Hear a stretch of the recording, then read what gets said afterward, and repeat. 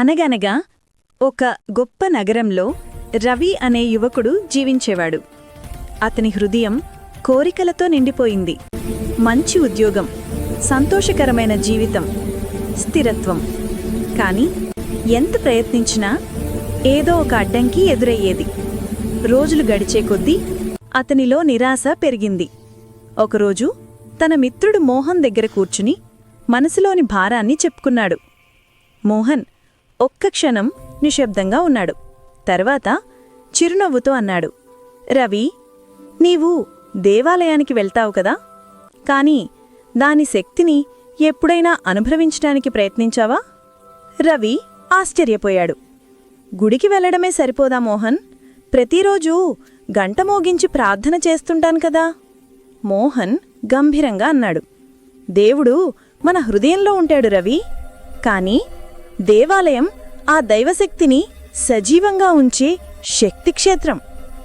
గర్భగుడి నుంచి ప్రసరించే అయస్కాంత తరంగాలు, రాగి తలుపుల ద్వారా భూమి శక్తి, గంట శబ్దం నుంచి వచ్చే ప్రకంపనలు, ఇవన్నీ మన శరీరం, మనస్సు, ఆత్మలో ఉన్న ప్రతికూల శక్తిని దహనం చేస్తాయి. మనము కూర్చుని ఆ నిశ్శబ్దంలో శ్వాస తీసుకున్న క్షణమే మనలోని చింత, భయం, నిరాశ కరిగిపోతాయి. అప్పుడు మన ప్రార్థన మంత్రం కాదు, శక్తి అవుతుంది. మోహన్ మాటలు రవికి కొత్త వెలుగులా అనిపించాయి. అయినా ఇంకా అయోమయం తీరలేదు. అయితే నా కోరికలు తీరాలంటే ఏమి చేయాలి అని అడిగాడు రవి. మోహన్ సుత్తిమెత్తగా అన్నాడు, దానికి ఒకే మార్గం ఉంది రవి, నిస్వార్థ సేవ.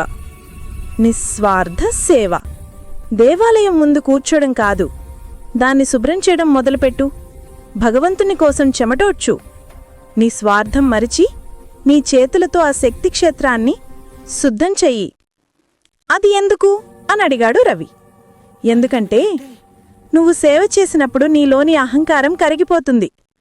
నీ మనస్సు వినయంతో నిండుతుంది. నీ చేతుల ద్వారా గర్భగుడి ప్రాంగణం శుభ్రమవుతుంది. నువ్వు ఎప్పుడైతే పొరకపట్టుకుని శుభ్రం చేస్తావో నీలో ఉన్న అహంకారం తగ్గిపోతుంది. నీ హృదయంలోని మలినత కూడా శుభ్రమవుతుంది. ఇది కేవలం పని కాదు రవి, ఇది కర్మశుద్ధి. ఇలా చేసినప్పుడు దేవుడు నీ కోరికలను తీర్చడమే కాదు, నిన్ను మార్చేస్తాడు. మోహన్ చెప్పిన ఆ మాటలు రవిని బలంగా తాకాయి.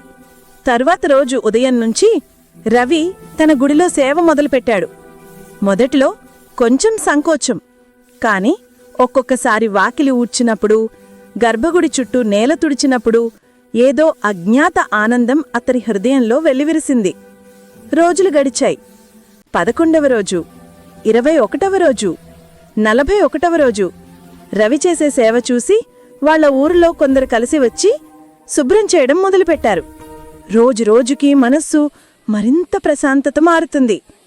నిరాశ, భయం, అసహనం అన్నీ కరిగిపోయాయి.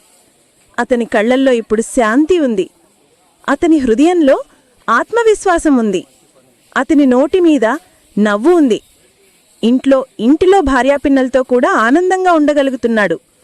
ఆ 41 రోజులు ముగిసేసరికి రవి కొత్త వ్యక్తిగా మారిపోయాడు. అతను ఉద్యోగానికి ప్రయత్నించినప్పుడు ముందున్న అడ్డంకులు కరిగిపోయాయి. ఒక గొప్ప కంపెనీలో ఉద్యోగం వచ్చింది.